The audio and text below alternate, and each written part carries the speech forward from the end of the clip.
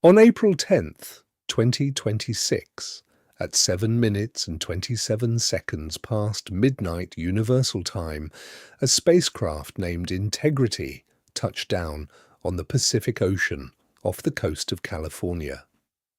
4 astronauts walked out of the capsule into the cheering lights of the recovery vessel. Commander Reed Wiseman, pilot Victor Glover, mission specialist Christina Koch, and Canadian Space Agency astronaut Jeremy Hansen.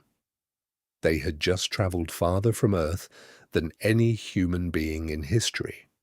252,756 miles, 4,000 miles beyond the record Apollo 13 had held for 53 years. NASA called it a perfect splashdown, a bullseye. The administrator went on live television and declared the path to the lunar surface officially open. And here's the thing, they're not exactly lying. They're just leaving out the part that actually matters.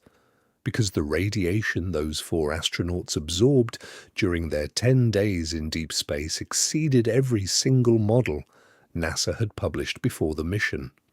Because the heat shield that protected them on re-entry still has the same design flaw that nearly killed the uncrewed Artemis I capsule in 2022.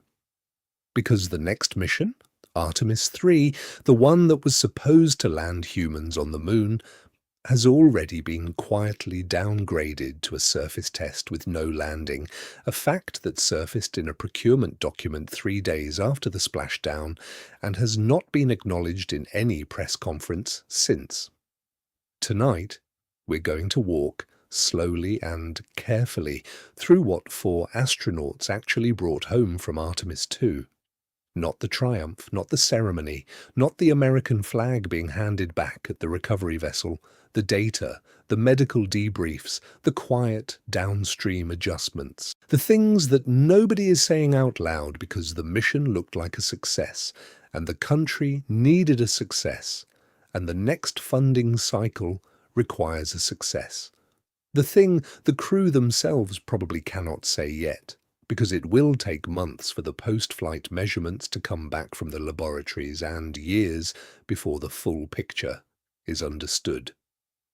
If you're new here, welcome. Subscribe to the channel so you don't miss what comes next. Pour yourself something warm, get comfortable, and if you find the question of what happens to a human being who leaves the magnetic shelter of Earth as fascinating as I do, settle in. Because the answer is not the one the press conference gave you. Now let's ease into this. Part 1. The splashdown that hid something. Recovery footage from April 10th shows 4 astronauts being helped out of the capsule by Navy divers in bright orange suits. The crew are smiling. They are waving, they are moving by the standards of post-flight astronauts, with a kind of controlled stiffness that looks like ordinary fatigue.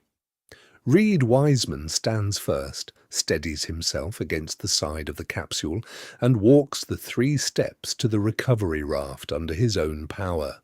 Glover follows, Koch next, Hansen last. All 4 of them get out of Integrity on their own feet. The live commentary, the kind that plays on NASA's own broadcast, frames this as proof that everything went as planned. What the commentary does not mention is that post-flight medical protocols for deep space missions, the protocols that NASA developed specifically for Artemis and published in the years leading up to the mission, call for the astronauts to be removed from the capsule on stretchers, flat on their backs, with their legs elevated. Not because anyone expects them to be unconscious, but because the cardiovascular deconditioning that happens during long-duration spaceflight makes it dangerous for a returning astronaut to stand up suddenly in full Earth gravity. Fluid that has been redistributing toward the chest and head for 10 days in microgravity rushes down to the legs the moment gravity returns. Blood pressure drops, vision narrows, fainting is common. In the International Space Station program, astronauts returning from 6-month stays are stretchered out of Soyuz capsules as a matter of standard medical practice. The Artemis II crew were stretcher-capable. The stretchers were on the recovery vessel. They were not used. This is not a scandal. It is not a failure. It is the kind of decision that gets made on the recovery deck by flight surgeons who have assessed that the crew on this particular mission was stable enough to walk. It happened to be, in part, a decision made with the cameras in mind. 10-day missions do not produce the same deconditioning as 6-month ISS rotations, and the optics of 4 astronauts walking out of the capsule under their own power are worth the mild risk. The crew signed off on it. Everyone signed off on it. The splashdown looked good on television, but it is also the first of a series of small departures from the formal medical protocol that began within minutes of the capsule hitting the water, and it sets the tone for the post-flight narrative that has been unfolding ever since. The Artemis II story, as it has been told to the public, is a story of success. The Artemis II story, as it exists inside the clinical and engineering documents being circulated between NASA's Human Research Program, its Flight Medicine Clinic, and the Orion Project Office, is a more complicated story. It is not a story of failure. It is a story of data that is difficult to square with the story of success. Consider what we know has happened in the 11 days since the splashdown. The crew completed their mandatory 48-hour initial recovery period at Johnson Space Center in Houston, during which baseline blood work, neurocognitive assessments, ophthalmological examinations, and musculoskeletal imaging were conducted. The raw data from those assessments has not been released. That is not unusual. Post-flight medical data is almost never released in real time. What is unusual is that the standard post-flight press briefing, the one at which the flight surgeon reads a summary of the crew's health status and takes questions from reporters, was postponed. Originally scheduled for April 12th, it was moved to April 15th. Then to April 20th, then to a date that has not yet been announced. When NASA reschedules a routine post-flight medical briefing 3 times in the span of 10 days, the pattern is not ordinary. It is, in the history of the agency, usually the signature of a data set that the agency is still trying to understand before it talks to the public about it. The same pattern preceded the announcement of the Apollo heart damage data in the 2000s. The same pattern preceded the announcement of the ISS cognitive decline study in 2019. The pattern does not indicate a cover-up, it indicates caution. The agency is looking at numbers that exceed their pre-mission predictions, and they are not yet ready to explain them. This is the frame I want you to keep in mind for the next hour and 45 minutes as we walk through each of the specific categories of data that the Artemis II crew brought back with them. Nobody at NASA is lying to you. The mission succeeded. The crew came home alive. The capsule performed. The rocket performed. The navigation held.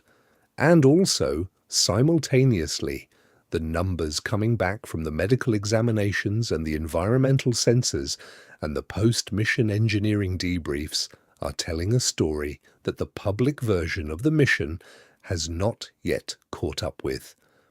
That story is not a disaster. It is something more interesting than a disaster. It is a story about the limits of the models we built to predict what deep space would do to human beings, and about the distance between what we thought we knew and what the first actual data is telling us. Tonight, we are going to walk through that distance, slowly, carefully, and by the time we are done, you will have a picture of what Artemis II actually proved, not what the press conference said it proved, what the data when it finally comes out, is going to say it proved. Part 2. The numbers inside the capsule. Every object aboard Integrity that was not a human being or a structural component was, in some sense, a sensor. The capsule carried dosimeters. It carried radiation badges on the walls. It carried active proton and heavy ion detectors at multiple points in the cabin. It carried passive thermoluminescent dosimeters in the crew's personal kit, clipped to their flight suits, placed inside their sleeping stations, positioned at specific locations that would later allow the flight medicine team to reconstruct the radiation environment each astronaut had experienced minute by minute for the full 10 days of the mission. The reason for all of this instrumentation is that the radiation environment of cislunar space has never been directly measured by instruments carrying a live crew. Apollo went there, yes, in the late 1960s and early 1970s. The Apollo astronauts wore dosimeters, but those dosimeters were simple devices by modern standards. They recorded total cumulative exposure.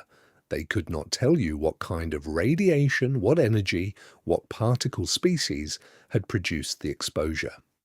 The Apollo radiation record is, for the purposes of modern radiobiological modeling, almost useless.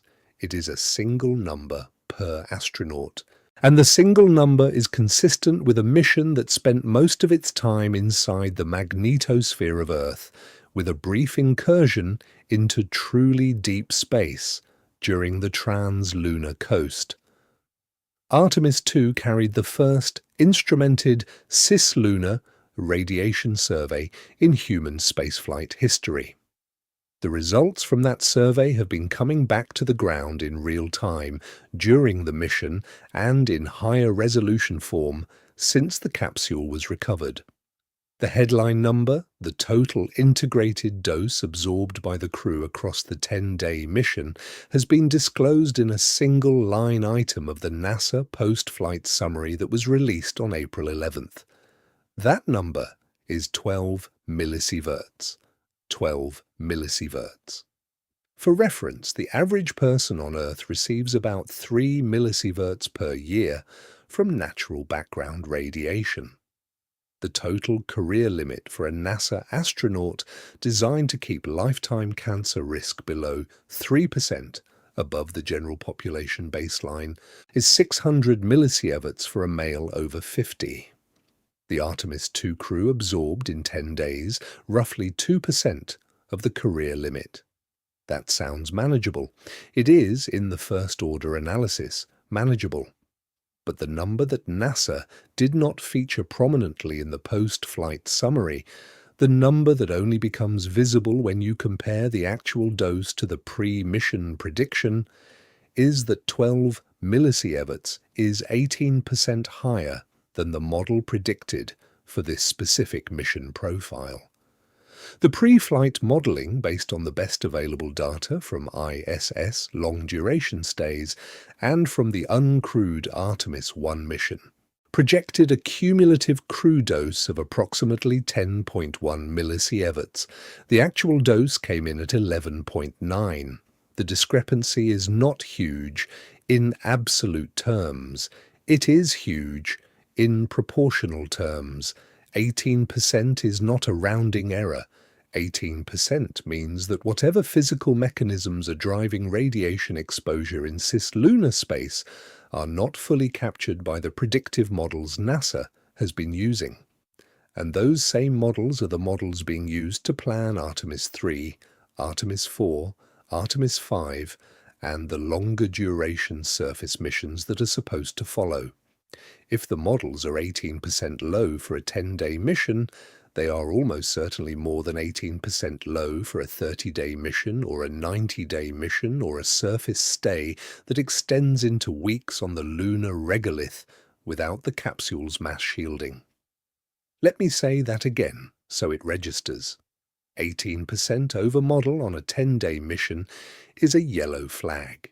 The same mismatch on a Mars transit, which would last approximately 240 days one way, would produce a crew dose that approaches the career limit inside of a single round trip. And the career limit was not designed with Mars in mind.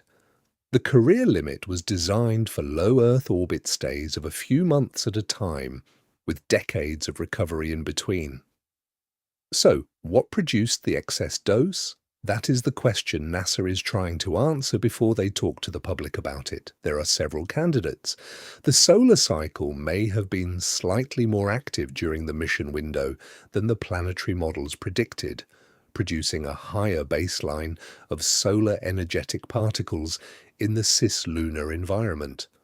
The galactic cosmic ray flux, which the Sun's magnetic field ordinarily deflects to some degree, may have been higher than expected, because the Sun's cycle 25 maximum is producing a weaker modulation than earlier cycles.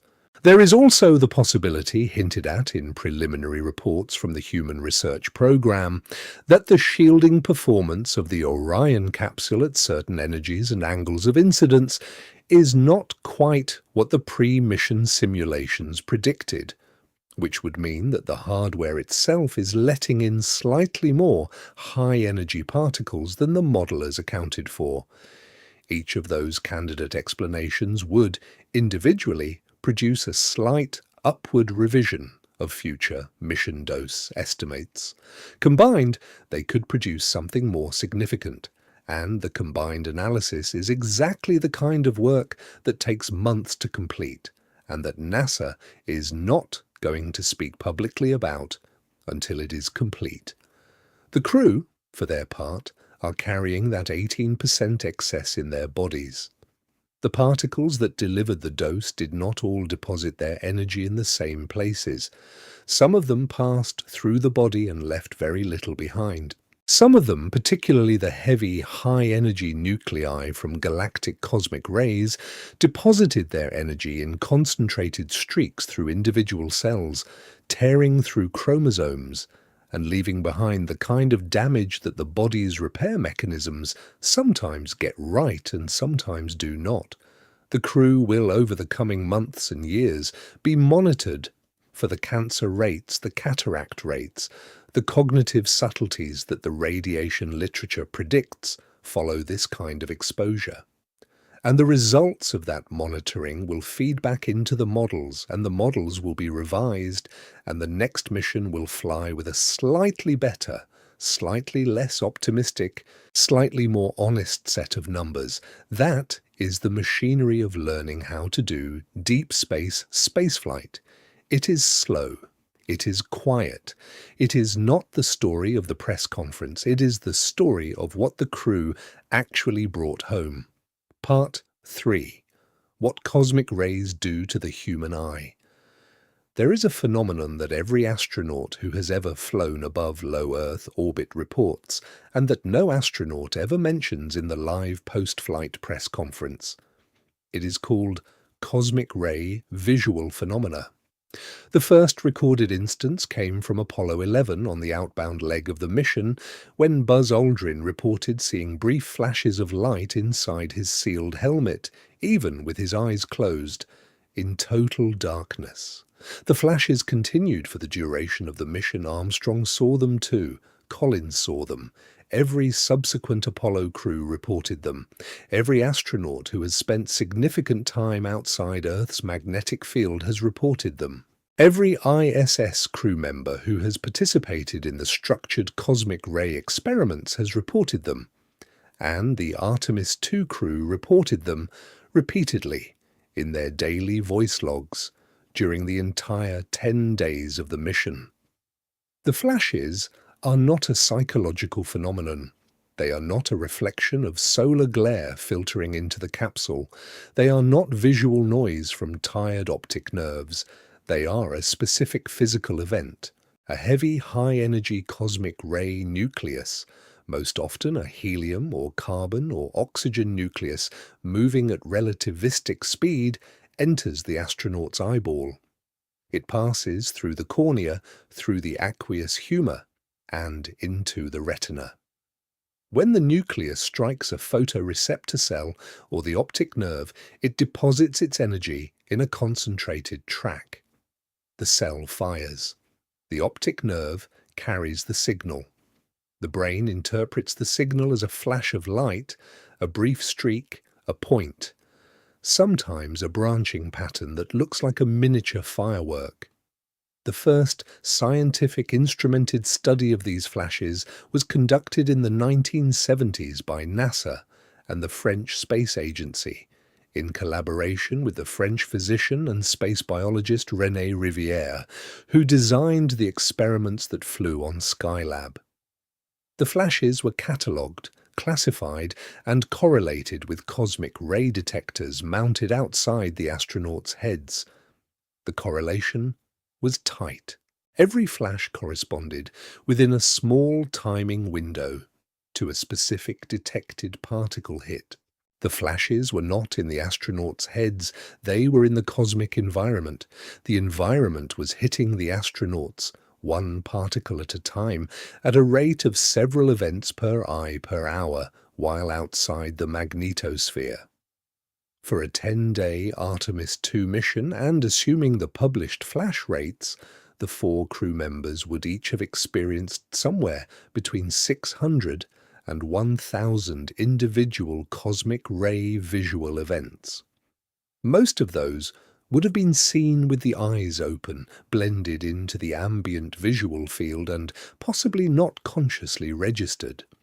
Some of them, particularly during the sleep cycles when the cabin lights were dim, would have been bright enough to be individually memorable. The astronauts have described them in earlier missions as being like lightning bugs inside a dark room, or like the last phosphorescent trails of a sparkler that has just gone out, or like the brief, bright streaks that appear in old film stock that has been slightly damaged. The flashes themselves are not dangerous. Each individual particle that causes a flash is depositing a small amount of energy, and the damaged cells either repair themselves or die quietly, to be replaced in the normal turnover of the retinal tissue. The concern is cumulative. An astronaut who flew multiple long-duration missions to the Moon or to Mars would, over the course of their career, accumulate a large number of these individual high-energy hits. Each hit is a direct assault on a specific retinal cell or a specific segment of the optic nerve. The cells most at risk are the cone cells responsible for color vision and the ganglion cells that form the optic nerve itself. And neither type of cell regenerates in adult humans the way some other tissue types do. The cataract rate among former Apollo astronauts is approximately double the rate of the general population matched for age. That statistic is well established. It was reported in a 2009 study of the 15 Apollo astronauts who had flown beyond low Earth orbit, compared against a matched control group of astronauts who had only flown shuttle or station missions within the magnetosphere. The mechanism is understood to be heavy ion damage to the lens of the eye, which accumulates over time and eventually leads to the protein aggregation that defines cataract formation. The rate for the Apollo astronauts is, in percentage terms, not extreme. Most of them developed cataracts eventually. Many would have developed cataracts even without their lunar missions, because cataracts are largely a function of age. But the rate is statistically higher than the control group, and the difference has been attributed by the NASA radiation biology program to their deep space exposure. The Artemis II crew received their first post-flight ophthalmological examination at Johnson Space Center within 24 hours of the splashdown. The examination is a standard deep scan of the retina using optical coherence tomography combined with a careful measurement of the lens opacity and a functional test of color sensitivity and peripheral awareness.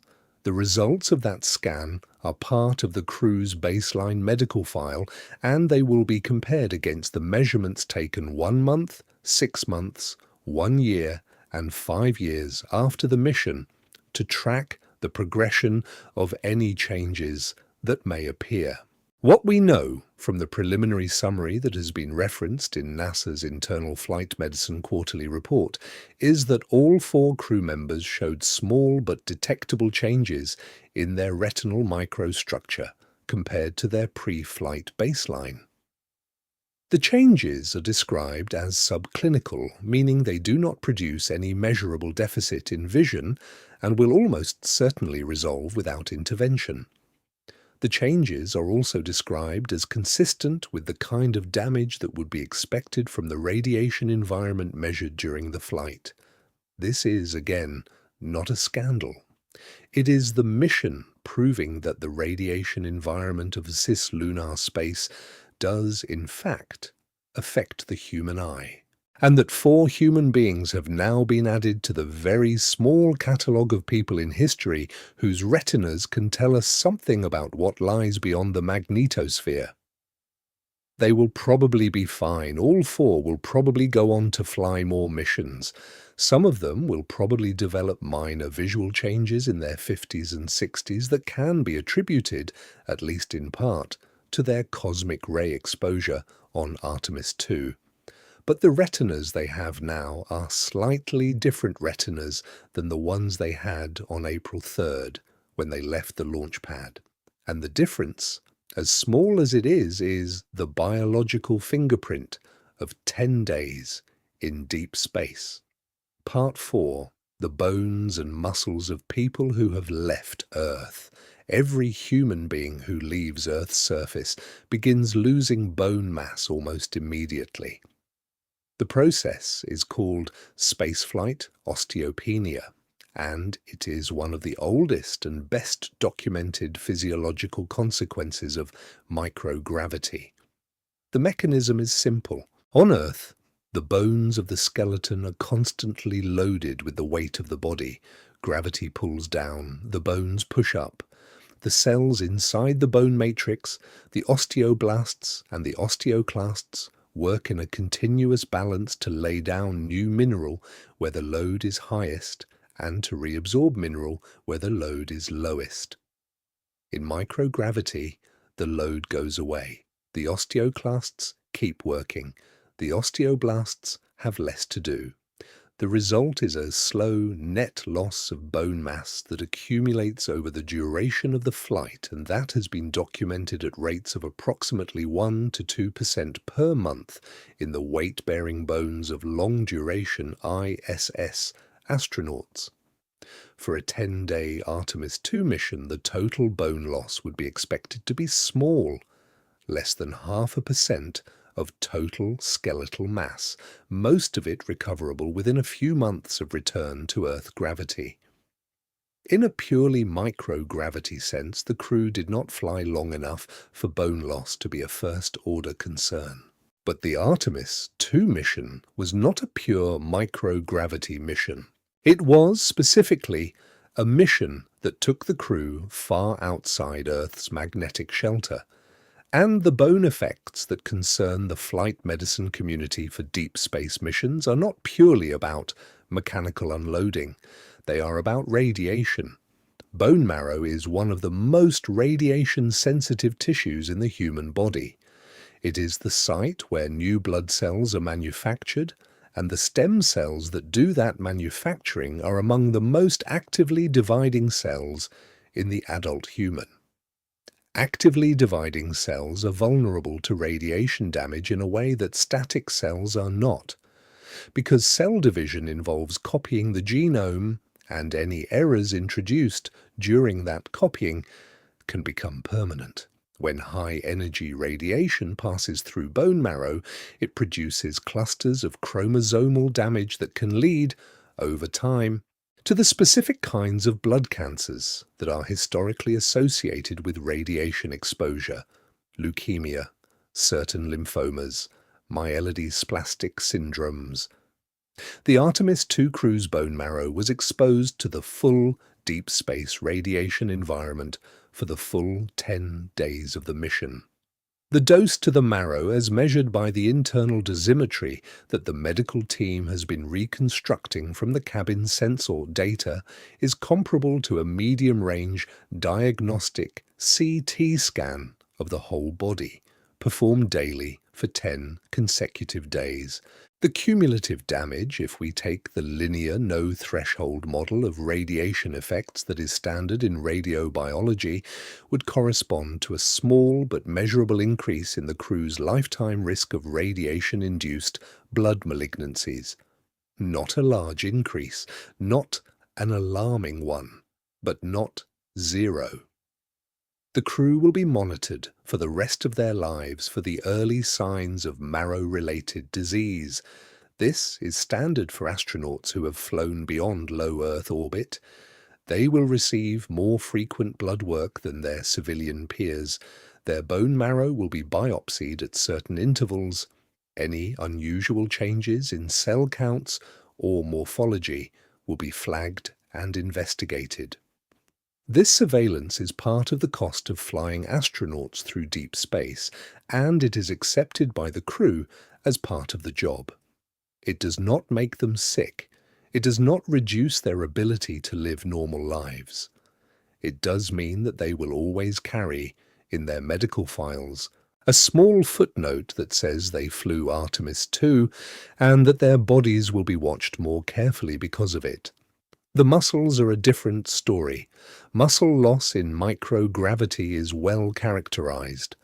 ISS astronauts can lose up to 20% of their skeletal muscle mass during a 6-month mission, despite performing multiple hours per day of resistance exercise aboard the station. The loss is concentrated in the postural muscles, the ones that ordinarily support the body against gravity, and the recovery after return to Earth typically takes 3 to 6 months of focused rehabilitation. For a 10-day Artemis II mission, the muscle loss would be correspondingly smaller, measurable but small, recoverable within a few weeks. What is less well characterized, and what the Artemis II mission is going to contribute data on, is the effect of deep space radiation on muscle tissue. Muscle cells are not as actively dividing as marrow cells, but they are not radiation-proof. High-energy particles that pass through muscle fibers deposit energy. That energy can damage the contractile proteins, the mitochondria that power the cells, and the cellular machinery that repairs day-to-day wear. Whether the damage is significant in the short term is not known. The data on deep space muscle effects in humans is limited to the Apollo astronauts, and the Apollo astronauts were studied with the tools of the early 1970s, which could not detect the kind of subcellular changes we can measure now. The Artemis II post-flight protocol includes detailed muscle biopsies taken from the quadriceps and from the soleus, the deep calf muscle. The biopsies will be analyzed for mitochondrial function, for protein synthesis rates, for the specific markers that radiation biologists use to identify radiation-induced muscle damage. The results will take approximately 6 weeks to be fully processed. They will be compared against the pre-flight biopsies that each crew member provided during their final week of training. The comparison will be one of the first direct measurements of what deep space radiation does to human skeletal muscle at the cellular level, in actual human beings, in the actual environment. The crew will almost certainly recover, they will train hard, they will take supplements, they will be monitored. Within 6 months they will be back to their pre-flight strength and endurance, or close to it. And the data will go into the archive to be studied by the next generation of flight medicine researchers, to be plugged into the next generation of predictive models, to inform the planning of the next generation of missions that will ask more of their astronauts than Artemis II did. The bodies that came back from Integrity on April 10th are not the same bodies that left on the launch pad a week and a half earlier. The differences are small. The differences are survivable. The differences are also, in their quiet way, the actual record of what it means to have been, for 10 days, one of the farthest flung human beings in history. Part 5. The Apollo warning nobody remembered. In 2016, a researcher at Florida State University named Michael Delp published a study in the journal Scientific Reports that received almost no mainstream attention. The study examined the mortality records of all the astronauts who had flown in the American space program between 1961 and the date of the analysis. It compared 3 groups: astronauts who had never flown in space, astronauts who had flown only in low Earth orbit, primarily on Space Shuttle and ISS missions, and astronauts who had flown beyond low Earth orbit, which meant the 24 men who had flown one of the Apollo missions between 1968 and 1972. The study was looking for a specific question. Did the astronauts who had flown beyond Earth's magnetic field show any statistically significant difference in long-term mortality compared to those who had not? The answer was yes. The Apollo astronauts had a cardiovascular disease mortality rate that was approximately 4 times higher than the astronauts who had only flown in low Earth orbit, and approximately 5 times higher than the astronauts who had never flown in space. The difference was large enough that it was statistically significant even with the small sample size of 24 Apollo veterans. The difference persisted after controlling for age, physical fitness, and pre-flight medical history. It was a real signal. Delp's hypothesis was that the cardiovascular damage was caused by deep space radiation, specifically that the exposure to galactic cosmic rays outside Earth's magnetosphere was producing long-term damage to the endothelial cells lining the blood vessels, the cells whose health is the primary determinant of cardiovascular disease risk. The endothelium, like the bone marrow, is composed of cells that divide actively, and actively dividing cells are vulnerable to radiation damage that accumulates over time and manifests as disease decades after the exposure. The study was controversial. Some cardiologists questioned the statistical methodology. Some flight medicine researchers pointed out that the Apollo astronauts were, almost by definition, a high-risk tolerance population, and that their cardiovascular outcomes might reflect lifestyle factors as much as radiation exposure. The sample size was small. The confounders were many. The study did not by itself prove anything. But the study also did not go away. Subsequent analyses using better dosimetry models and controlling for more variables have consistently found elevated cardiovascular risk in the Apollo veterans relative to matched controls. The effect size has shifted with each new analysis, but it has not disappeared. As of the most recent update published in the Journal of Applied Physiology in late 2024, the Apollo veterans still show cardiovascular mortality rates approximately 43% higher than their matched non-deep space peers. The result is now generally accepted as a real signal, though the underlying mechanism is still a matter of active research. The Artemis II crew flew through the same environment that the Apollo astronauts flew through, for a shorter time, with better shielding, with better medical monitoring, but through the same environment. Their endothelial cells absorbed their share of high-energy particles. Their blood vessels, the microscopic arteries and capillaries that thread through every tissue in the body, carry some small amount of the cellular-level damage that the Apollo data suggests eventually accumulates into cardiovascular disease. The post-flight cardiovascular protocol for Artemis II includes the standard things: a full echocardiogram, a treadmill stress test, blood work to measure the markers of vascular inflammation, arterial stiffness measurements using pulse wave velocity. These measurements will be repeated at 6 weeks, 6 months, 1 year, 5 years, and 10 years after the mission. The full picture will not be available until the crew are in their 60s, 70s, and 80s, and their long-term cardiovascular trajectory can be compared against the matched baseline of non-deep space astronauts. That comparison will not produce a usable result for at least 20 years. In the meantime, the crew will be watched. They will receive the flight medicine version of preventive cardiology. They will be encouraged to maintain the cardiovascular fitness they had during training. They will be monitored for the early signs of endothelial dysfunction, the kind of changes that precede clinical disease by a decade or two, and that can be caught and managed with careful medication if they appear. This is the warning that nobody mentioned at the post-flight press conference.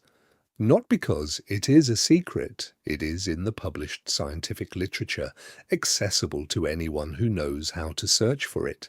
It is in the NASA Flight Medicine Program's standard procedures, which are a matter of public record. It is not being hidden. It is simply not being foregrounded, because the foregrounding would make the mission feel less like a triumph and more like what it actually was, which is an expensive, meticulous, carefully managed experiment in what happens to human beings when you send them somewhere human beings are not designed to go. The Apollo warning is real. The Artemis warning is also going to be real when it comes. The difference between the two is that the Artemis warning will come with much better data. The Artemis II crew, whatever they experience over the rest of their lives, will be the most thoroughly studied deep space flyers in human history. Their medical records will be part of the foundation on which Mars missions are eventually planned. The warning they are carrying is also, in a very real sense, the gift they are giving to the astronauts who will follow them. Part 6. The psychological return. The standard post-flight psychological debrief for an astronaut returning from a deep space mission is a series of structured interviews conducted over the first 30 days after landing. The interviews are led by the flight psychologist who has known the crew member since early in their training and who is responsible for monitoring the mental health of the astronaut for the duration of their career. The questions cover every dimension of the flight experience. How did sleep feel in the capsule? What was the mood of the crew during the quietest periods? Did the isolation feel like isolation, or did it feel like something else? What was the emotional content of the view of Earth from the farthest point of the mission? What do you find yourself thinking about in the days since you came home when you are not actively occupied with something else? The interviews are confidential, the individual responses are not released to the public and are not intended to be.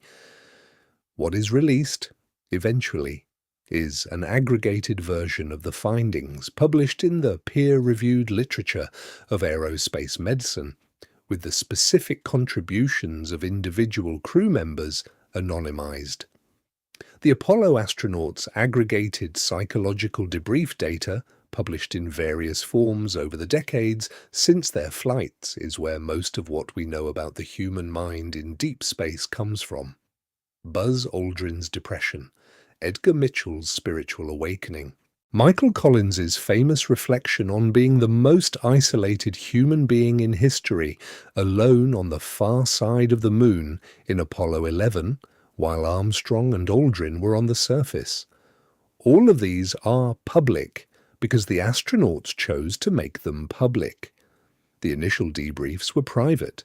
The Artemis II crew are now in their 3rd week of post-flight psychological debriefing. Whatever they are saying is being captured in transcripts that will be sealed for at least 50 years under NASA's personal privacy protocols, and that may or may not eventually be released depending on the choices the astronauts make about their own public narratives. What we can say, based on the public statements the crew have made in the limited post-flight press availabilities, is that all four of them have been more subdued than is typical for returning astronauts. The usual pattern after a successful mission is a kind of euphoria that persists for days and weeks, followed by a longer adjustment period in which the astronaut has to reintegrate with family life and ordinary existence. The Apollo astronauts described the adjustment period as being one of the hardest parts of the mission. Neil Armstrong, famously, never quite came back all the way. He spent the rest of his life as a private, careful, quiet man who rarely talked about his lunar experience, who gave almost no interviews, who seemed to be permanently carrying something that ordinary terrestrial conversation could not quite contain. The Artemis II crew have been in public only briefly since the splashdown. Reed Wiseman gave a short statement at the recovery ceremony that thanked the mission team and emphasized the teamwork of the crew. Victor Glover spoke at a press event in Houston on April 13th and was asked what he was thinking about now that he was home. His answer was a single sentence. He said that he was thinking about how much of the sky he had been able to see and how much of it was still there, waiting. Christina Koch has not spoken publicly yet. Jeremy Hansen gave a short interview to a Canadian news outlet in which he described the feeling of seeing Earth from 250,000 miles away as being simultaneously the most expected thing and the most unexpected thing of his life. These are not the statements of astronauts riding a post-mission high. They are the statements of people who have been somewhere and who are still processing what that somewhere meant. The flight psychologists understand this pattern. It is not unusual for deep space returnees to take weeks or months to arrive at the language they will eventually use to talk about what they saw. Some of them never arrive at that language, some of them arrive at it quickly and then revise it many times over the years. There is a specific psychological effect, well documented in the literature on astronauts who have flown beyond low Earth orbit, called the overview effect.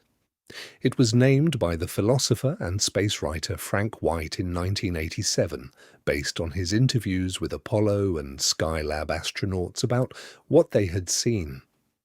The effect, as White describes it, is a cognitive shift that occurs when a person sees the whole Earth from outside it.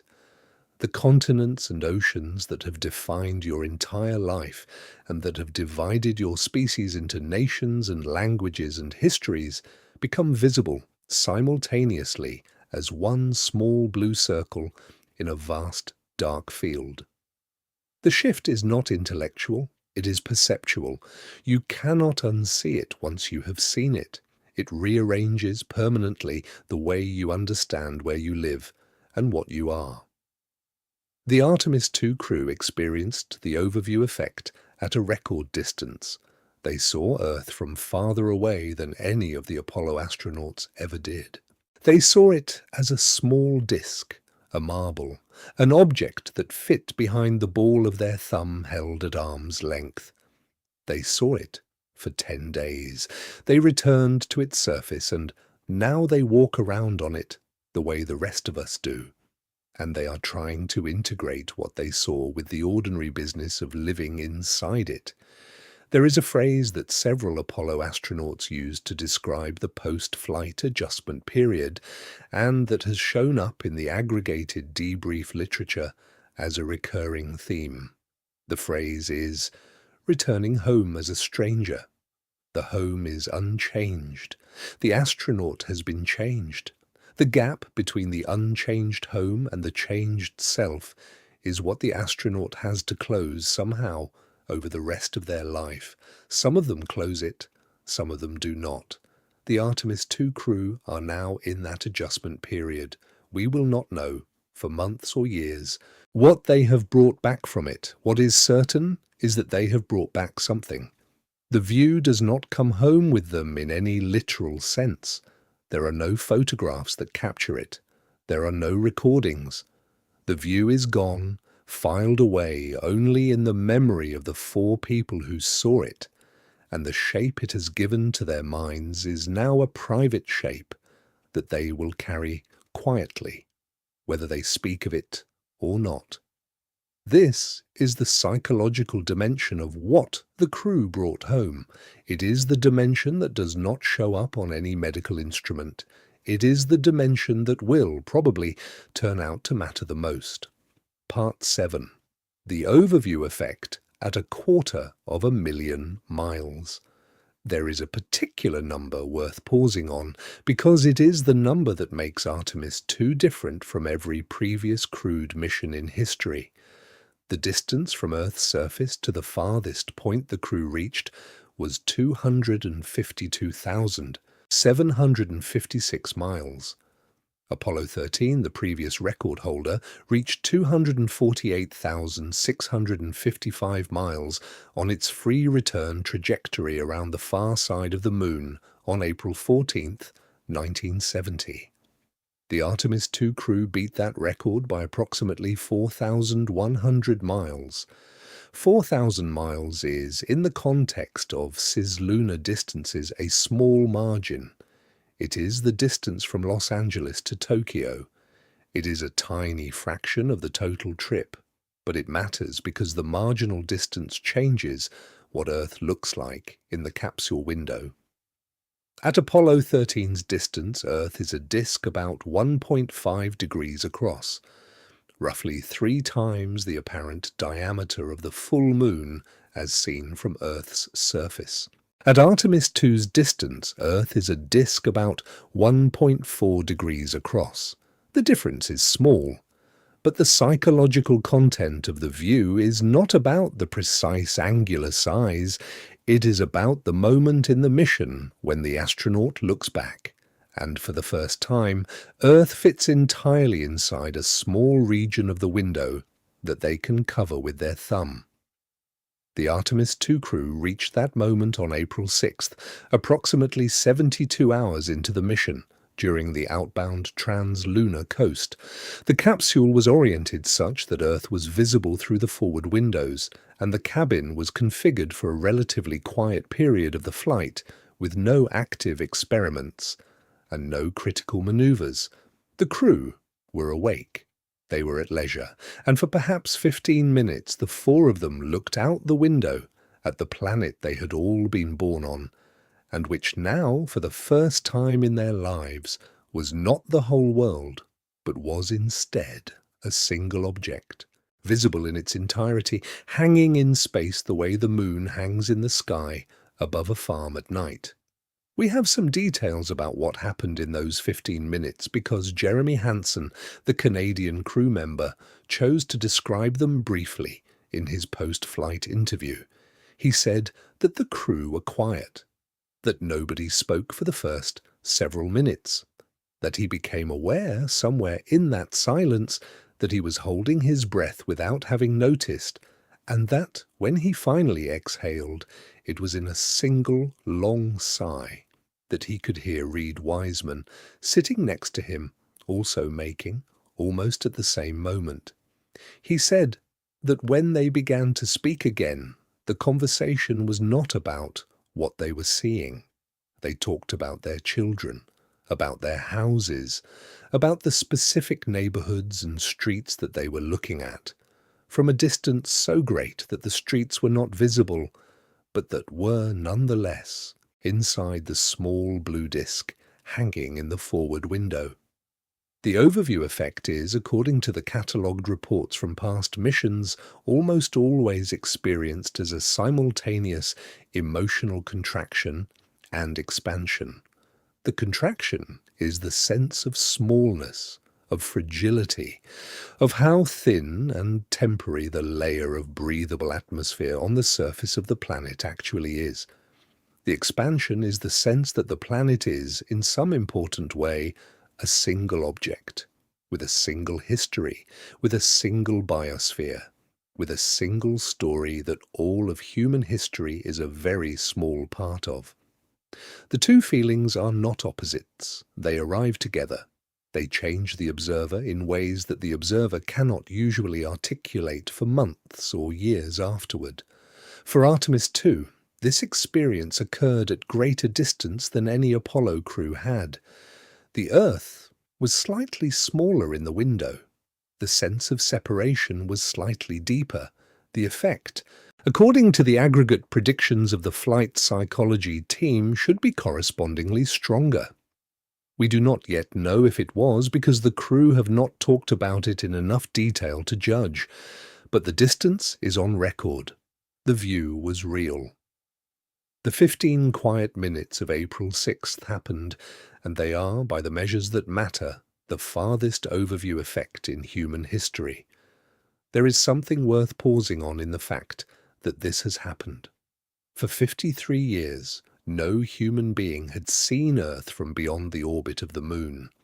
Every astronaut in the interval had been either on the ISS, or on a shuttle, or on a Soyuz, and they had all seen Earth at low angles, with most of the planet filling the view, and with the experience being more like looking at a floor than like looking at an object.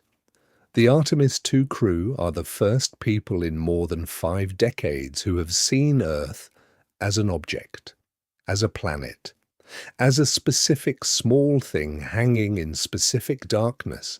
The view itself is an experience that the vast majority of human beings who have ever lived have never had, and that, for a generation of astronauts between Apollo 17 and Artemis II, was not available at all.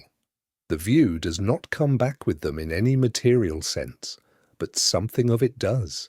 It comes back in the way they walk, in the way they talk, in the way they look at the sky when they are standing in their backyards with their families, in the small private moments when a person who has been farther from home than anyone else alive has to remember what home looked like from out there. The Artemis II crew will be remembering that view for the rest of their lives. It will inform, in quiet ways, the decisions they make and the stories they tell and the way they carry themselves through the ordinary days that are now ahead of them. This is a thing they brought home. It cannot be shown to the public because it cannot be photographed.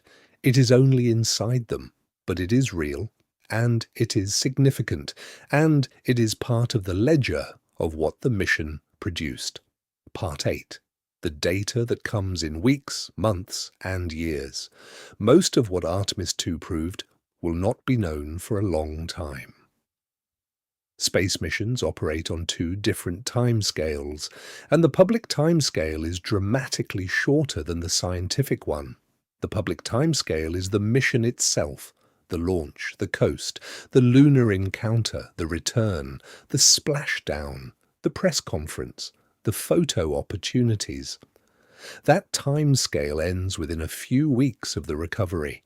The scientific timescale is the one that actually matters for understanding what the mission showed, and it extends for years and sometimes decades after the splashdown is forgotten.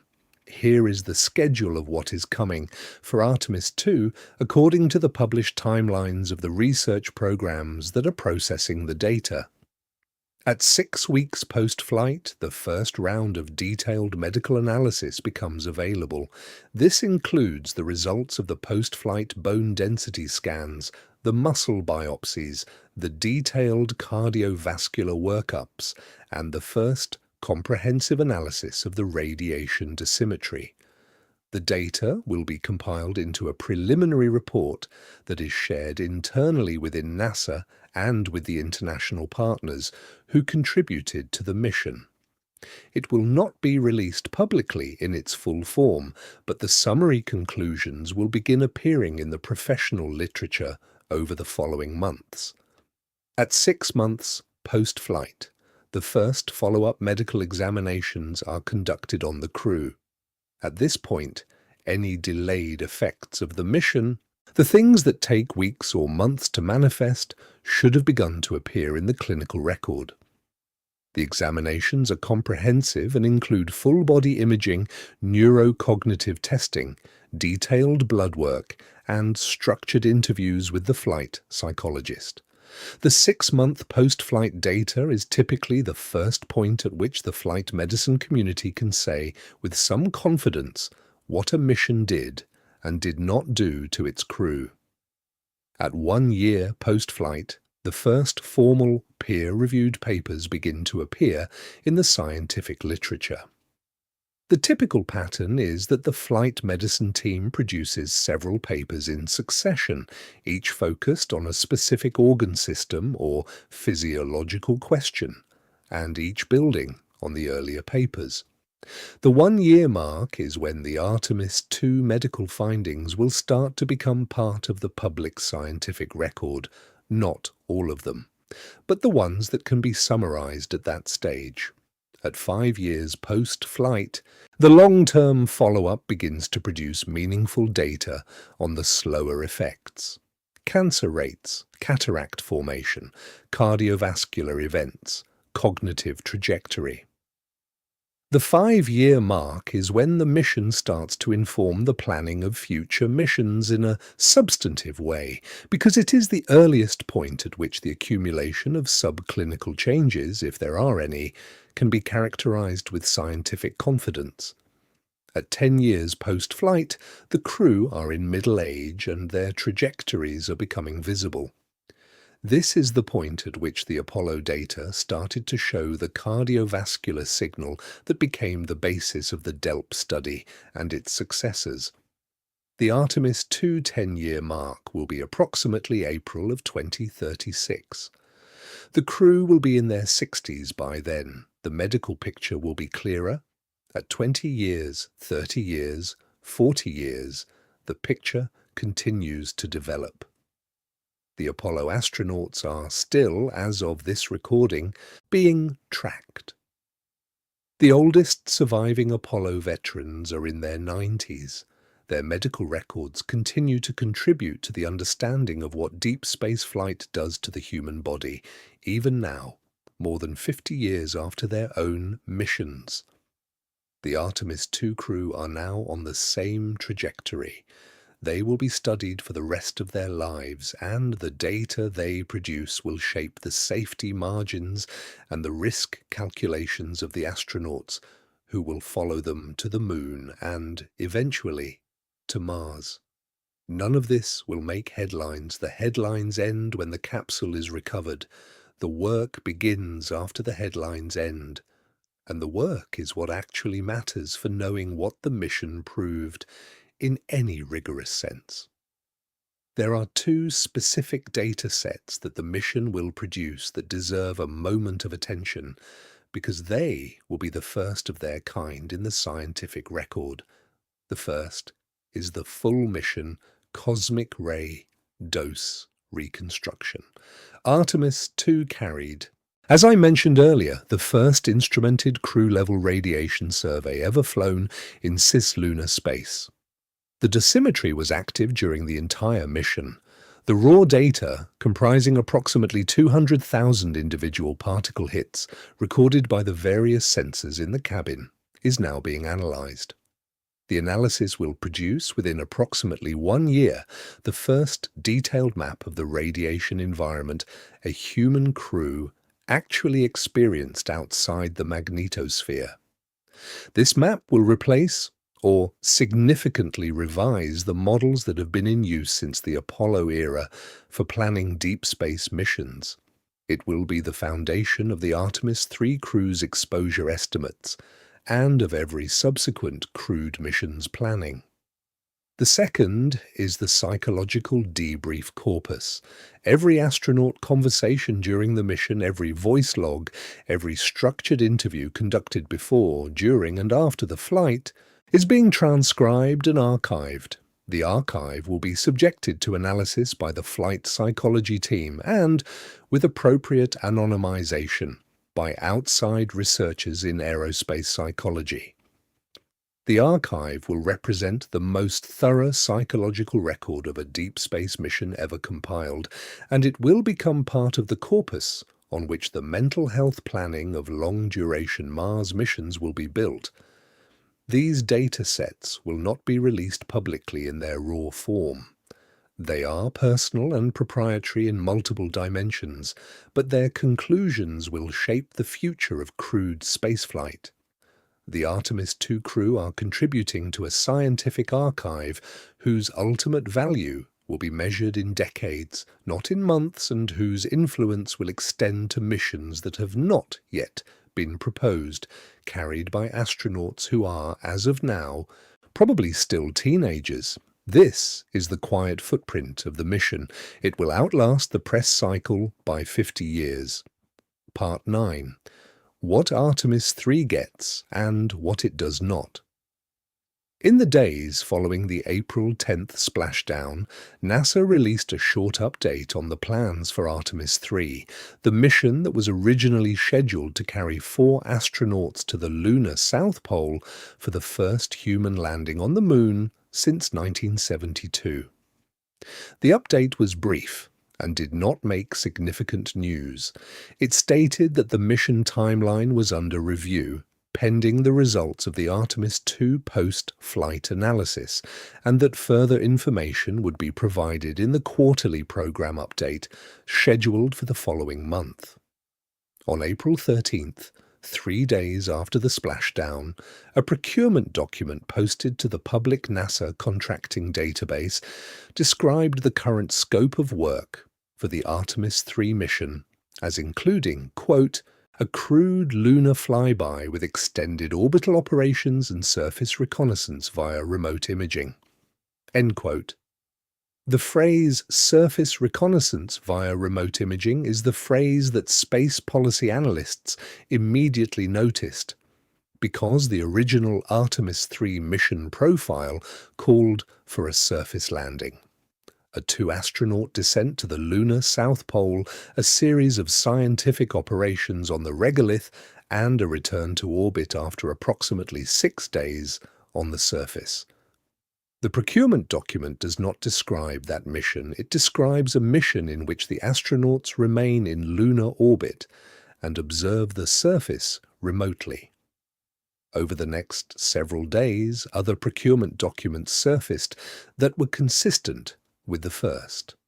The SpaceX Starship human landing system, which was supposed to carry 2 of the Artemis III astronauts to and from the surface, was described in internal NASA schedules as undergoing, quote, extended verification and qualification testing with a target operational readiness date not earlier than Artemis IV, end quote. The Axiom Space lunar spacesuits, which were supposed to be worn by the astronauts on the surface, were described as in, quote, continued crew evaluation and refinement, end quote. The cumulative effect of these procurement updates taken together is that Artemis III, as originally planned, has been quietly restructured. It will still launch. It will still carry 4 astronauts. It will still go to the Moon. It will not, in its current planning, land on the Moon. The landing has been deferred to Artemis IV or later. NASA has not announced this. The procurement documents are not secret, but they are not the kind of thing that makes headlines.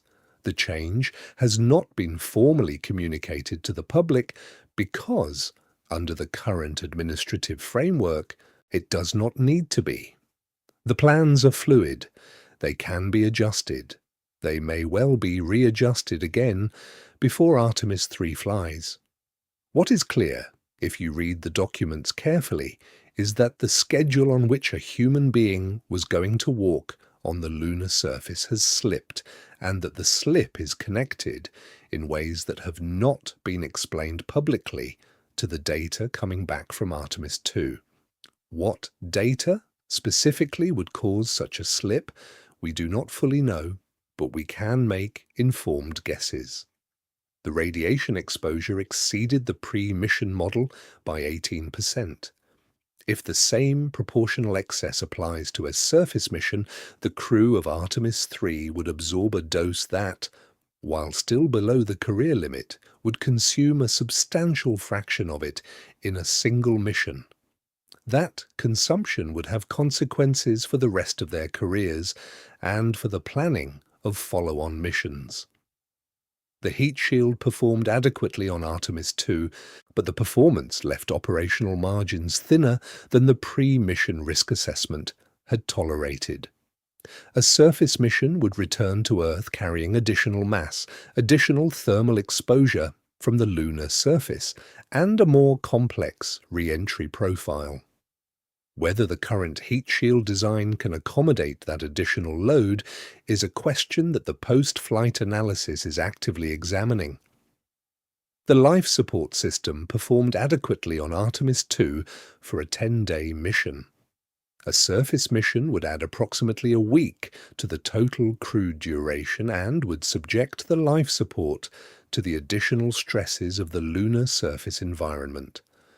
Whether the current system can handle the additional duration without modification is, again, a matter of active analysis, and the landing hardware itself, specifically the Starship human landing system, has not yet completed the uncrewed demonstrations that are supposed to precede any human landing. Those demonstrations have slipped from their original schedules, and the slippage has continued throughout the Artemis II mission and into the post-flight period. Taken together, these issues are not insurmountable. They are individually the kinds of issues that NASA and its contractors have solved many times before. What is different now is that they are all outstanding simultaneously, in the window before Artemis III is supposed to fly, and the cumulative effect of their simultaneity is that the landing is slipping. The slippage will not be announced with fanfare. It will be communicated over the coming months in the quiet language of procurement documents and program updates and congressional testimony. The next time a NASA administrator speaks publicly about Artemis III, the mission profile will probably be described as a, quote, lunar flyby with extended operations, end quote. The word landing will be absent, or it will appear in the form of, quote, future landings, unquote, or, quote, landing capability demonstrations, unquote, phrases that allow the agency to retain its commitment to the broader program without committing to a specific timeline for the specific act of putting a human being on the surface. This is not the story the crew of Artemis II were hoping to come home to. Reed Wiseman, Victor Glover, Christina Koch, and Jeremy Hansen flew the mission that was supposed to be the opening act for the first human return to the lunar surface since 1972. That return, as of April 2026, has been deferred. Not cancelled, deferred. The crew of Artemis III will probably fly within the next 2 years. They will probably circle the moon. They will probably not land on it. What that means for the program and for the broader project of returning humans to the lunar surface is that the timeline is longer than advertised. The American public was told that a human being would walk on the moon in 2026 or 2027. That may still happen, but probably not. It may happen in 2028 or 2029. It may happen in 2030 or later. The moon is not going anywhere. The crew of Artemis II came home with data that will inform every subsequent mission, and the informing will produce, as one of its consequences, a slightly longer and slightly more careful path to the surface than the one that was originally advertised. This is the cascade of quiet changes that followed the mission.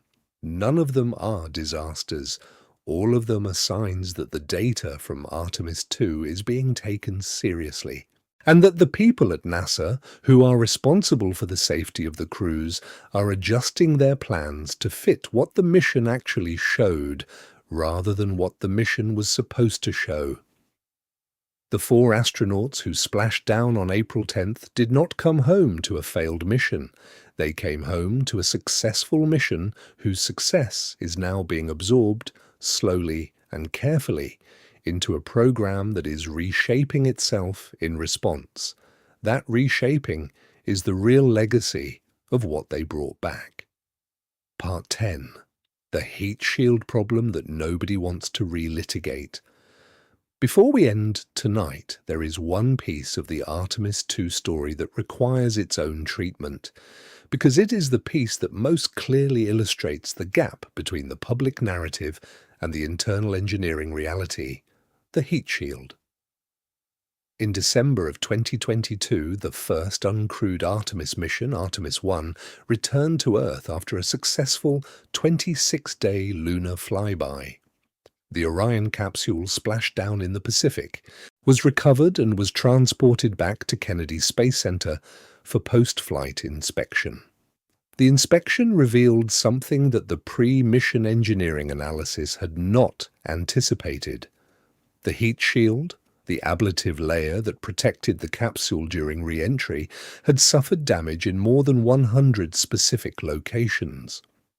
Small chunks of the ablative material had come away. The underlying structure was, in some places, exposed. The damage was characterized by the engineering team as unexpected, widespread, and not fully explained by the re-entry conditions the capsule had actually experienced. A deep investigation followed. The investigation took nearly 2 years. The conclusion, delivered by the Orion Thermal Protection System Review Board in September of 2024, was that the damage pattern was consistent with a specific failure mode in which certain chemical components of the ablator, when exposed to the particular combination of velocity, angle, and atmospheric density of the Artemis I re-entry profile, had off-gassed more rapidly than the design had tolerated, causing the surface layer to crack and separate. The failure mode was not a design flaw in any simple sense. It was an interaction between the design and the specific re-entry trajectory, one that the pre-mission simulations had not captured in sufficient detail. The board recommended, as a matter of standard engineering practice, that the heat shield for subsequent Artemis missions be redesigned to eliminate the specific failure mode. A redesign was begun. The redesign was not completed in time for the Artemis II launch date. The program office was faced with a choice: delay Artemis II to accommodate the redesign, or fly the same heat shield design that had shown the failure mode on Artemis I, with the re-entry trajectory modified to avoid the specific conditions that had produced the failure. The program office chose to modify the trajectory. The modification was specific. It involved a slightly different angle of re-entry, a slightly different skip profile through the upper atmosphere, and a slightly different heat load distribution across the capsule. The modified trajectory, according to the program office's analysis, would keep the heat shield below the conditions that had caused the Artemis I damage. The redesign would proceed in parallel and would be ready for Artemis III. This decision was controversial within NASA. Several senior engineers in the Orion project office expressed concerns in internal meetings that flying the same heat shield design on a crewed mission after the uncrewed mission had shown the failure mode was an unacceptable level of risk. Their concerns were documented in internal review meetings and, in some cases, in formal dissent memoranda. The program office responded that the modified trajectory provided adequate margin and that the risk was acceptable under the flight readiness framework. The decision went up the chain. It was approved. Artemis II flew with the same heat shield design that had shown the damage on Artemis I. The modified re-entry trajectory was executed. The capsule came home. The heat shield performed adequately. That is the headline story. The more detailed story requires a closer look at what adequately means. The post-flight inspection of the Artemis II heat shield has been underway since the capsule was transported from the recovery site to Kennedy Space Center on April 12th. The inspection has not been completed. Preliminary reports, which have not been publicly released, but which have been referenced in the Program Office's internal summary reports, indicate that the heat shield shows some damage of the same general type that was observed on Artemis I. The damage is described as less severe than the Artemis I pattern, which is consistent with the expectations of the modified trajectory approach. But the damage is present. The failure mode has not been eliminated, it has been mitigated. The distinction between eliminated and mitigated is an important one in engineering risk analysis. Eliminated means the failure mode is not going to happen. Mitigated means the failure mode is less likely to produce a catastrophic outcome under the conditions of the specific mission. Mitigation is not the same as elimination, and mitigation strategies typically assume specific conditions that, if exceeded, allow the underlying failure mode to reassert itself. What this means in practice is that the heat shield on Integrity performed the mission it was designed to perform, within the parameters that had been set for it, but the underlying engineering concern has not been resolved. It will not be resolved until the redesigned heat shield is ready, flight qualified, and installed on a future capsule. The current best estimate from the Program Office is that the redesigned heat shield will be available for Artemis IV, which is currently scheduled for no earlier than 2028. Artemis III, if it flies before that date, will fly with the same design that has now been shown to produce partial damage on 2 consecutive missions. The crew of Artemis II were informed of the heat shield situation during their flight readiness briefings. They understood the risk. They chose to fly the mission anyway because the risk assessment, though not zero, was within the envelope that professional astronauts accept as the ordinary cost of doing the job. This is the context in which their splashdown occurred. A perfect bullseye? Yes. A capsule that held together through re-entry? Yes. A heat shield that performed the specific mission it was asked to perform? Yes. All of that is real. And simultaneously, an unresolved engineering concern that will persist until the next generation of hardware is ready, and that will shape, quietly, the risk envelope of every Artemis mission until that time. The heat shield is the best example of the distance between the public narrative and the engineering reality because it is the most concrete. You can point to the damage patterns in the inspection photographs, you can read the descent memoranda, you can trace the sequence of decisions that brought the mission to the launch pad with an acknowledged but unresolved risk built into its thermal protection system. The heat shield is not a metaphor, it is a physical object, made of specific materials attached to a specific spacecraft, subjected to specific conditions, and performing in specific ways that the engineering community inside NASA understands with a kind of detailed clarity that the public version of the story cannot easily convey.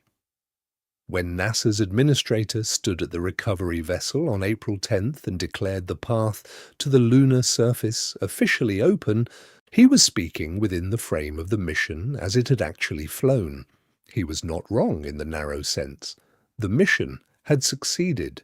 The capsule was intact. The crew was safe. The next mission could proceed on the basis of what this mission had demonstrated.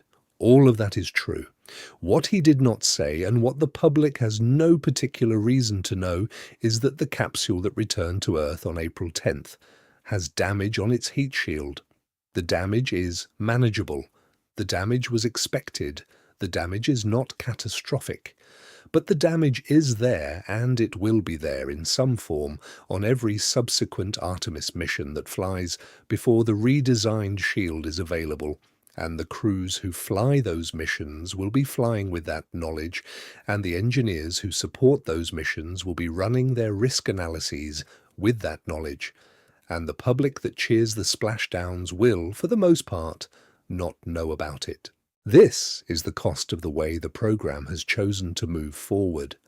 It is not a cost unique to Artemis, or to this generation of spacecraft, or to this era of spaceflight. Every spaceflight program in history has made similar decisions, accepting known residual risks in order to maintain schedules that match political and budgetary realities. The shuttle program made such decisions, in some cases with consequences that became visible years later in the Challenger and Columbia accidents. The Apollo program made such decisions, and the risk calculus of Apollo would today be considered unacceptable by any modern flight safety standard. The Artemis program is, by every comparison, being operated with more rigor and more transparency than its predecessors. But it is still operating with residual risk. The residual risk is the heat shield. And the heat shield is one of the things the Artemis II crew brought home, not in the sense that they carried a piece of it in their hands, but in the sense that the specific performance of the specific panel that sat beneath them during re-entry is now part of the data set that will inform every subsequent mission. The panel is, in a strange way, a thing they delivered, a data point that did not exist before the mission flew, a measurement of what the modified trajectory approach actually produces when combined with the specific ablator formulation and the specific mission parameters. The data is being studied now. The conclusions will feed the next round of decisions, and the slow, careful process of learning how to build a heat shield that does not do this, that does not produce any detectable damage pattern at all, will continue in laboratories and thermal test chambers and computational fluid dynamics codes for as long as it takes to finish. When it finishes, the redesigned shield will fly, and this particular risk will be eliminated. Until then, it will be managed, and the managing will shape, in ways that do not appear in any press conference, the cadence and ambition of the program that is now carrying the Artemis II legacy forward. Part 11.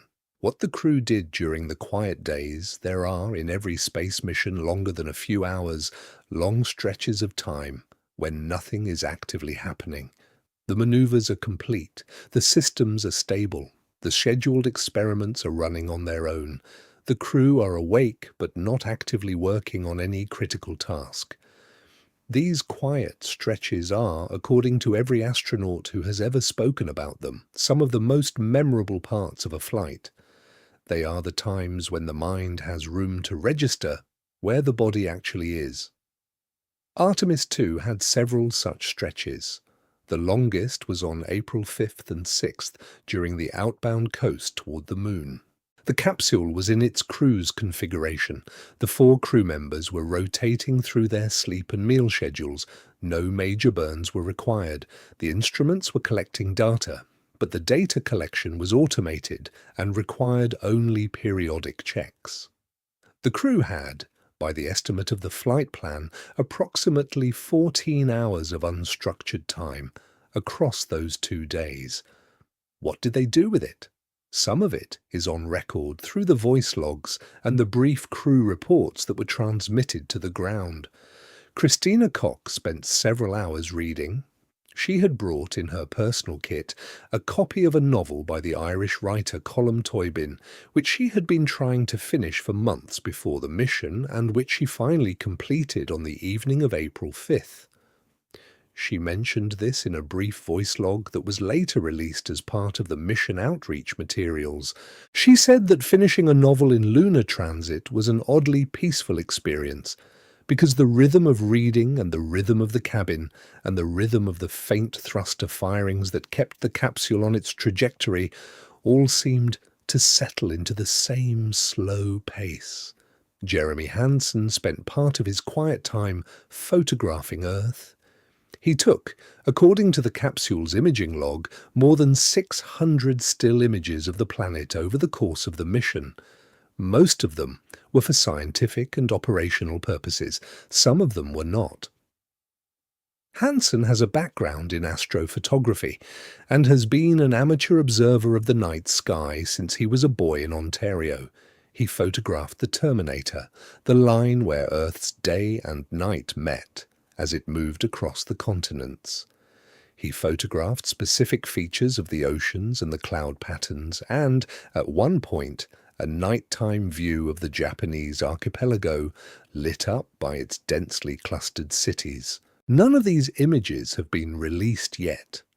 They are part of his personal archive, and he has indicated in post-flight interviews that he may release some of them as part of a future Canadian Space Agency outreach project. Victor Glover spent his quiet time practicing a musical instrument.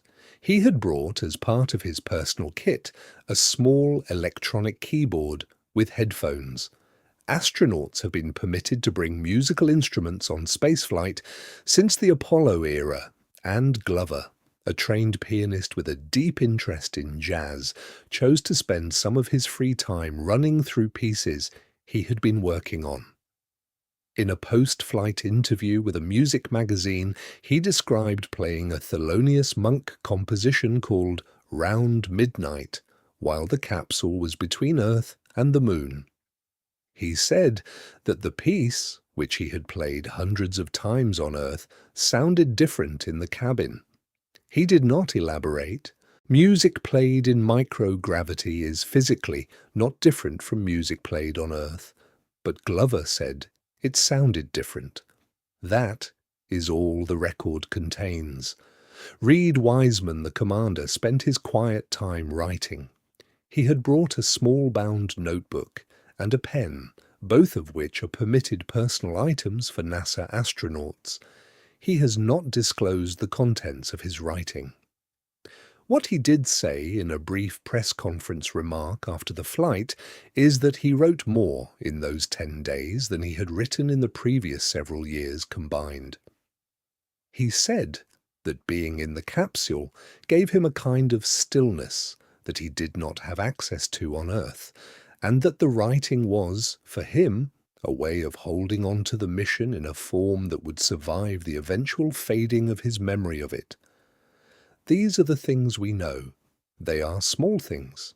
They are the ordinary activities of 4 adults with a rare pocket of time in an extraordinary place. None of them are newsworthy in the conventional sense. None of them will appear in the history books. But I mention them because they are also part of what the crew brought home. Koch finished a novel. Hansen filled a camera card with images of his home planet. Glover played piano inside a small pressurized vessel 250,000 miles from the nearest concert hall. Wiseman wrote pages that he has not shown to anyone. All of these activities happened in a specific place and time that will never exist again. The specific place was the cabin of Integrity during the outbound lunar transit of early April 2026. The specific time was the 14 hours spread across 2 days when the mission let its crew have ordinary human experiences in an unordinary location. The experiences are not reducible to data. They will not show up in any scientific paper. They will not inform any engineering decision. They are, however, part of the texture of what it means to have done this particular thing. To have been one of 4 people who made this particular trip. The texture belongs to the crew. It is theirs to keep, theirs to share, theirs to carry with them for the rest of their lives. It is the part of the mission that the agency cannot claim and the public cannot consume and the press cannot summarize.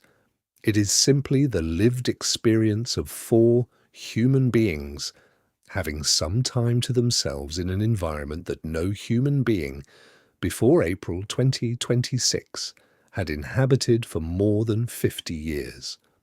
That texture is part of what was brought home. It does not appear in any official summary, but it is as real as any of the medical measurements or the engineering telemetry or the radiation reconstructions. Probably more real for the people who carry it. Part 12. What the Moon looked like from close-up. At the closest approach to the Moon on April 6th at approximately 14:32 Universal Time, the 4 crew members of Integrity were about 400 kilometers above the lunar far side. 400 kilometers. For reference, the International Space Station orbits Earth at approximately the same altitude. The Artemis II crew, at their closest, were the same distance above the lunar surface as an ISS astronaut is above the Earth's surface. The view from that distance is different from the view that Apollo 8 and Apollo 10 crews had in the late 1960s and early 1970s because the Apollo missions orbited the Moon at approximately 100 kilometers, 4 times closer. Apollo crews saw craters and ridges and mare basalts in a detail that Artemis II did not quite match, but the Apollo crews saw the Moon in color films and with the instrumentation of their era. The Artemis II crews saw it with modern digital imaging systems, with high dynamic range sensors capable of capturing both the brilliant sunlit regions and the deepest shadows of the polar craters simultaneously, and with a sophistication of observation that the Apollo era could not approach. The imagery from Artemis II is being processed. Most of it has not been released publicly yet. The release cadence, as with the medical data, is slow by the standards of the public news cycle, but appropriate by the standards of scientific publication. Selected images have been shared. Most of them have not.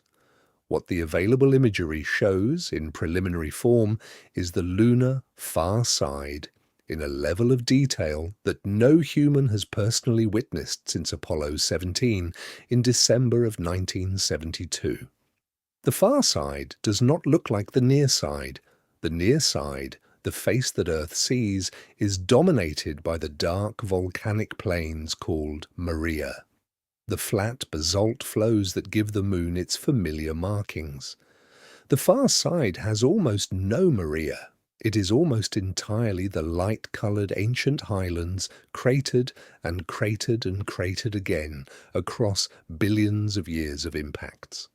When you see the far side up close, what you see is a surface that is older, rougher, more heavily scarred than the face that has been visible from Earth since humans first looked up. The crew saw this. They photographed it. They described it in their voice logs. Jeremy Hansen, in a post-flight interview, said that the far side looked to his eye older than the near side in a way that he could not quite articulate.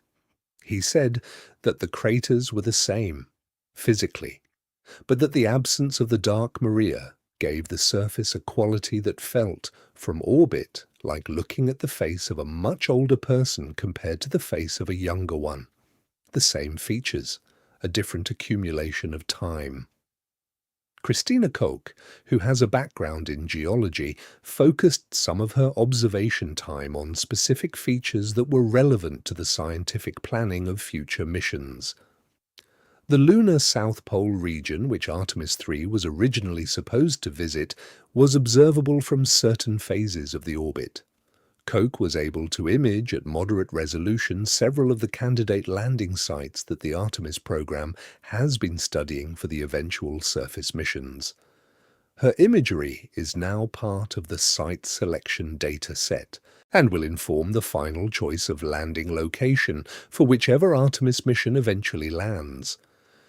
Victor Glover spent part of his observation time on the orbital mechanics of the encounter itself. The capsule's trajectory took it through a specific region of space called the Earth-Moon L2 Lagrange point, a gravitationally balanced location about 60,000 kilometers beyond the Moon's far side. L2 is of particular interest for the future of deep space science because it is the planned location of the Lunar Gateway, a small space station that NASA and its international partners intend to construct there over the next decade. The Artemis II capsule did not stop at L2, but it passed close to the planned gateway location, and Glover was able to observe the lighting conditions, the apparent size of the Moon from that distance, and the geometry of the Earth-Moon system that will confront future Gateway crews. His observations are now part of the Gateway program's design database. Reed Wiseman, as commander, spent most of his observation time on capsule systems and mission management. But in the quieter moments, he and the crew did what every crewed lunar mission has done since Apollo 8. They looked at the Moon.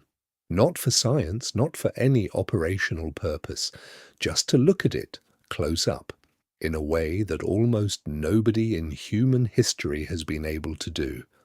The Moon, seen from 400 kilometers, fills approximately half the sky.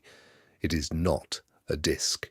It is a curve with a visible horizon, and the horizon is not soft the way Earth's horizon is soft when seen from orbit. The Moon has no atmosphere. The horizon is a hard, sharp, black line between the lit surface and the stars behind it. When you look at the Moon from that close, with the sun illuminating the surface from a low angle, the craters cast shadows that are longer than the craters are deep. The surface becomes visually a kind of textured sculpture, with the light and the shadow dancing across the regolith in ways that no photograph taken from Earth could capture. The crews saw this for approximately 8 hours during the closest phase of their encounter. They will carry the view with them for the rest of their lives. It is like the overview effect of Earth from 250,000 miles, a kind of experience that cannot be fully shared. It can be described, it can be photographed, it can be discussed in interviews and memoirs and academic papers.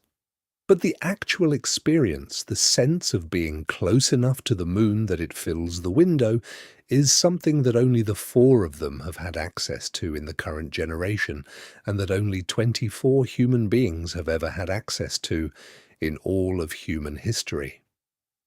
This is another of the things they brought home. Not a data point, not a measurement, the memory of a specific visual encounter with an ancient airless body whose surface carries the record of 4.5 billion years of solar system history.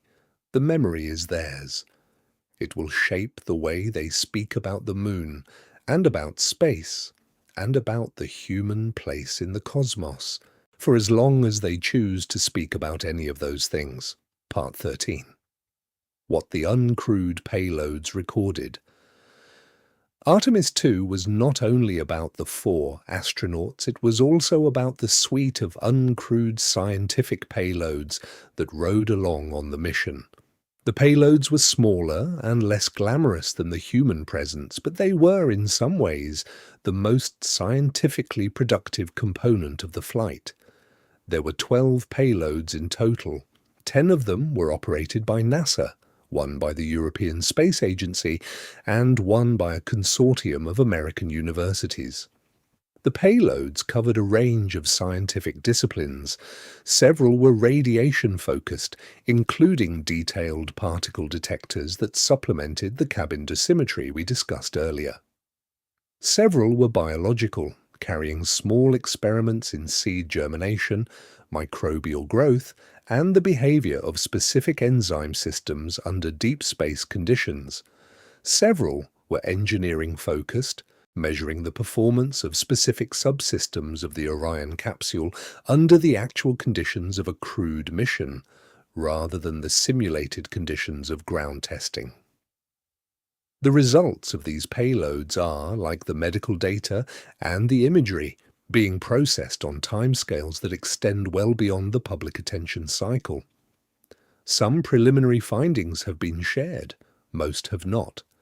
The most significant preliminary finding from the biological payloads is that the seed germination experiment, which was comparing growth rates of a specific variety of wheat exposed to deep space conditions versus a ground control, has shown a measurable reduction in germination success in the space-exposed samples. The reduction is small, approximately 7% relative to the control, but it is statistically significant.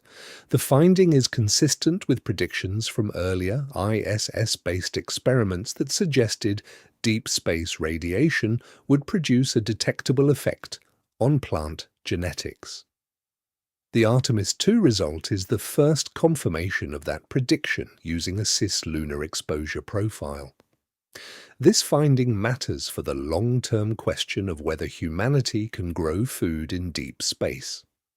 If seed germination is measurably affected by a 10-day cislunar exposure, then a multi-year Mars transit would have much larger effects, and the agricultural systems that are being designed for long-duration missions will need to account for the radiation-induced reduction in productivity.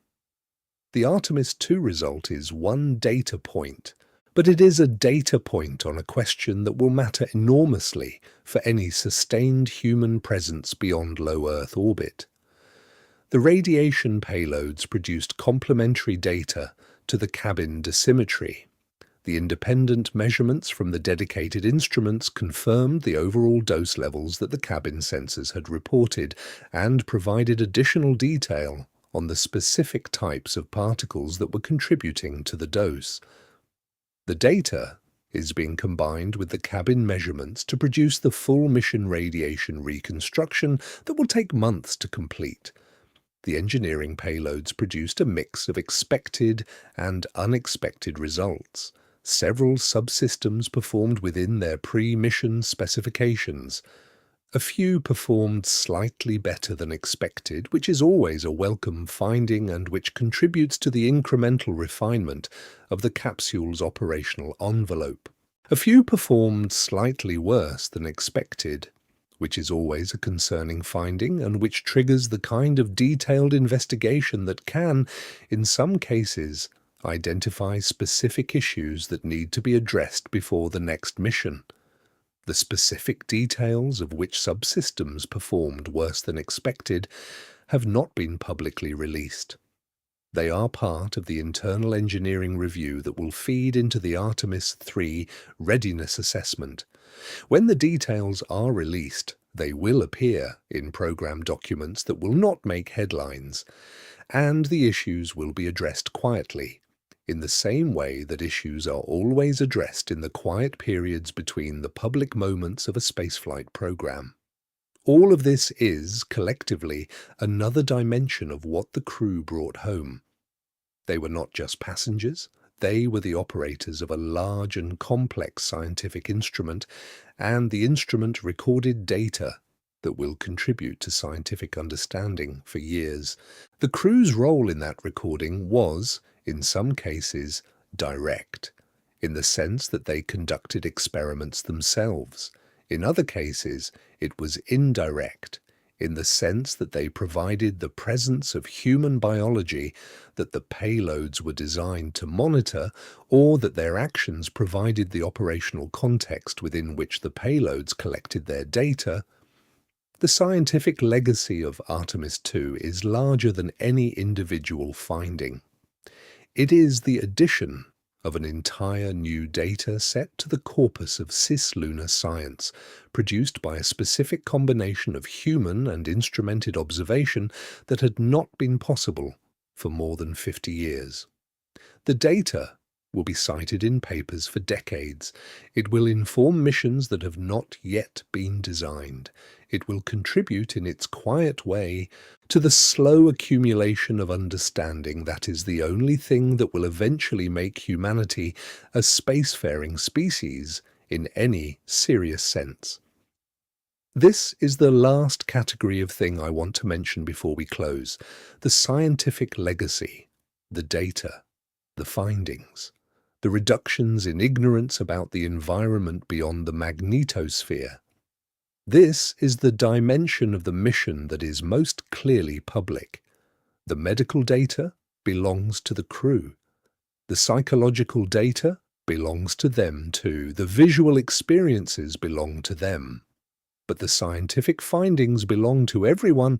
They will be published. They will be taught. They will shape the next generation of missions in ways that every scientifically literate person will eventually be able to follow if they choose to. What Artemis II brought home in this dimension is the next chapter of humanity's understanding of the space we inhabit. The chapter is being written now in laboratories and offices around the world.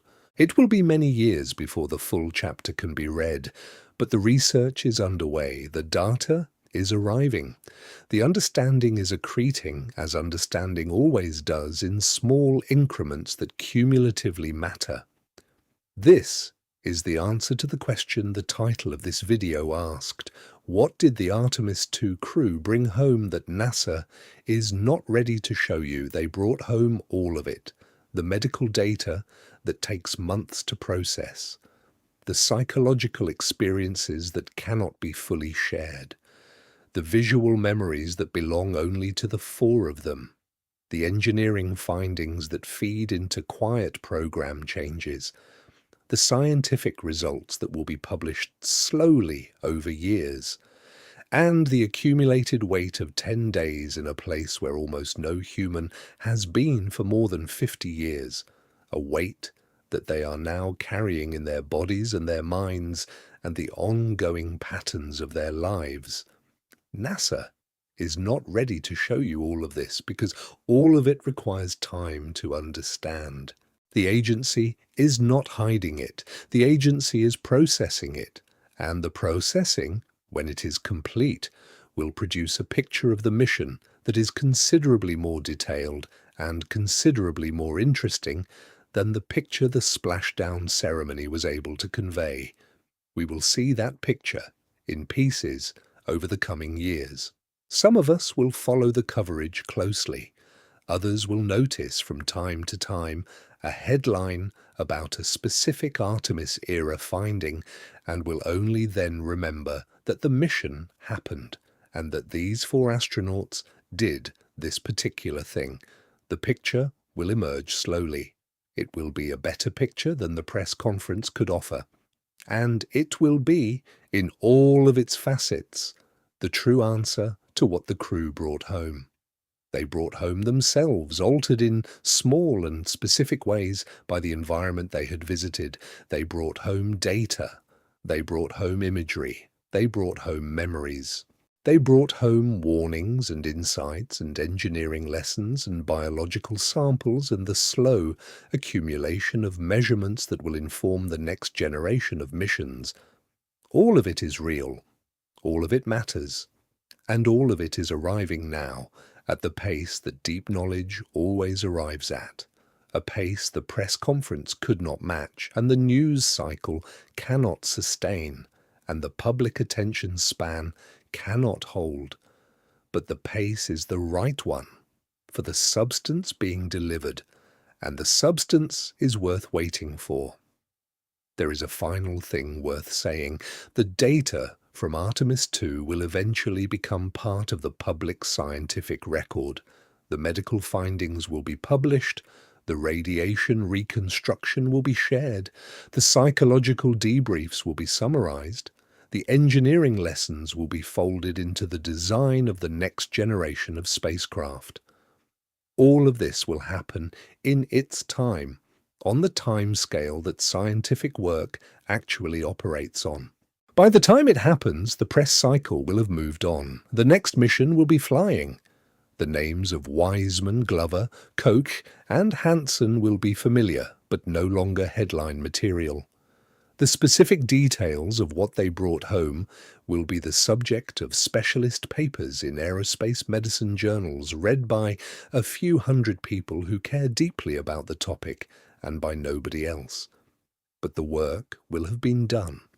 The mission will have added its weight to the long, slow, patient, accumulation of everything humanity knows about what happens to a person who leaves Earth, and the next astronauts, whoever they are, will fly on a foundation that Artemis II helped to build, and will be marginally safer, marginally better informed, marginally more likely to come home whole because of what these 4 people carried back with them in their bodies and in their minds.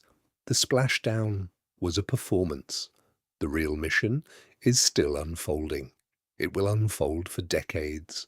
And on the nights when you look up at the moon, if you know what you are looking at, you will be looking at the place that 4 human beings visited in the spring of 2026, and that human beings did not land on, despite everything they were told, for longer than any of them expected. The moon will be waiting.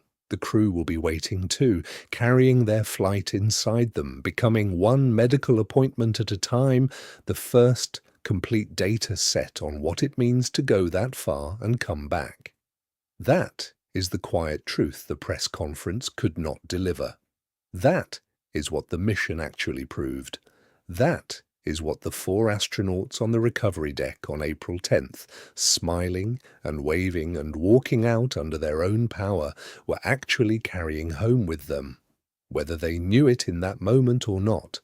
The lights on the recovery vessel, the cheering of the crew, the American flag draped over Integrity's nose as it was lifted out of the water. All of that was the performance. And the performance was earned, and the performance mattered to the country that paid for it, and to the agency that flew it, and to the families who had held their breath for 10 days waiting for the capsule to come home.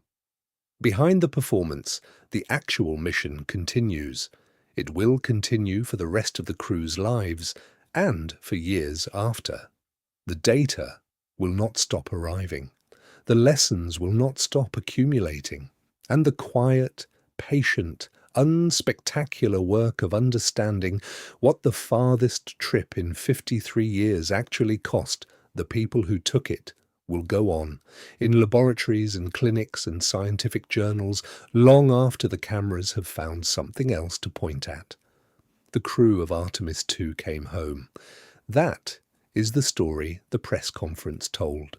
The crew of Artemis II brought back something that the press conference did not mention, and that nobody at NASA is yet ready to describe in full, because nobody yet knows the full shape of what they brought. The shape is being worked out now, one measurement at a time, in offices and examination rooms where the lights stay on late into the evening. The sky has a great deal to say right now, and it is saying most of it through the bodies of 4 people who went to look at it more closely than anyone alive had done in half a century. We will hear what it said, eventually, when the data has been processed and the papers have been written and the slow, scientific grinding of fact into knowledge has produced a picture clear enough to share. For now, we wait. We watch the moon at night, we think about the people who saw it up close, and we remember that what they brought home is, in some important sense, still in transit. Splashdown was not the end of the mission. Splashdown was the moment the mission stopped being a flight and became a body of evidence. The evidence is being assembled now. When it is complete, we will know what Artemis II really proved, and the answer will be subtler, longer, and more significant than the one the press conference was able to give on April 10th. Until then, 4 astronauts are home. 4 astronauts are walking around their houses and hugging their families and sleeping in beds that do not float. And inside each of them, the mission continues. Quiet, slow, patient, the way the deepest kind of knowledge always arrives. That is what they brought home. That is what NASA is not yet ready to show you. And that is what, in time, we will all come to understand about what it means to have gone as far as they did, and to have come back carrying what they carried.